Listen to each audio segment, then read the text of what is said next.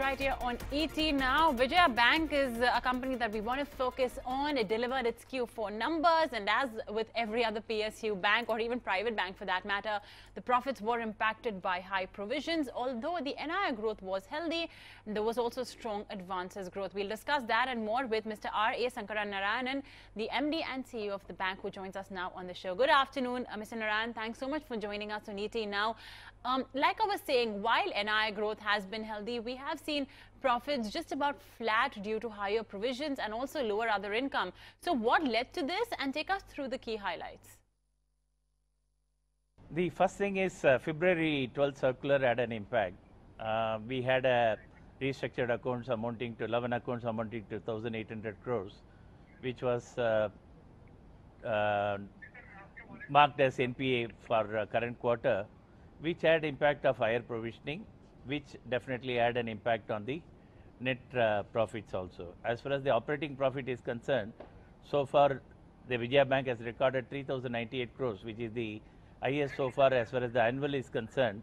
And despite challenging times, we are almost at par with last year net profit, improving the provision coverage ratio also from 57 to 60% almost. Right. Okay. Mr. Narayanan, how do you see NPAs rise in the first half of FY19 and even the second half due to Feb 2018 RBI circular? And where do you see your gross NPAs and provisions at by the end of the next fiscal? We do not see any pressure on additional NPAs for quarter or the year as far as 19 is concerned. And we are confident the provision coverage ratio, we will make it towards 65 to start with, and we'll aim for 70 if we are targeting a net profit of 1,000 crores for the current year, and if everything goes well, we will aim for 65 plus to start with, and definitely towards 70 PCR for current financial year.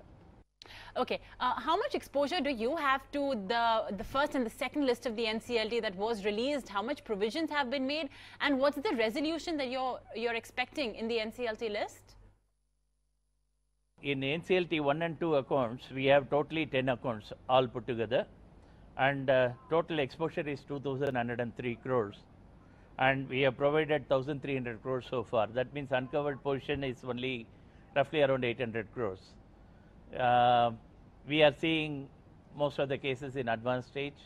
Probably before June or before September, the resolutions must come in, and we see a recovery of around 60 to 80%. God willing. If that happens, we will have lower NPA numbers and also better profitability numbers. Okay, let's talk about margins. What were they in Q4 versus last quarter? By how much has your cost of funds and yields risen? And what's the outlook on margins going ahead? My cost of fund is 5.06% and yield on fund is 7.69. NIM margin is around 3.10%, probably one of the best amongst public sector banks, and we are confident to maintain the same level for the current quarter and current financial year also.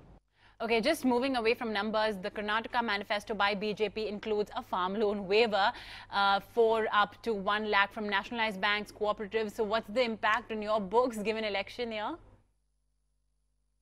On total agriculture, as far as Pan India is concerned, we have about 19,000 crores exposure in agriculture.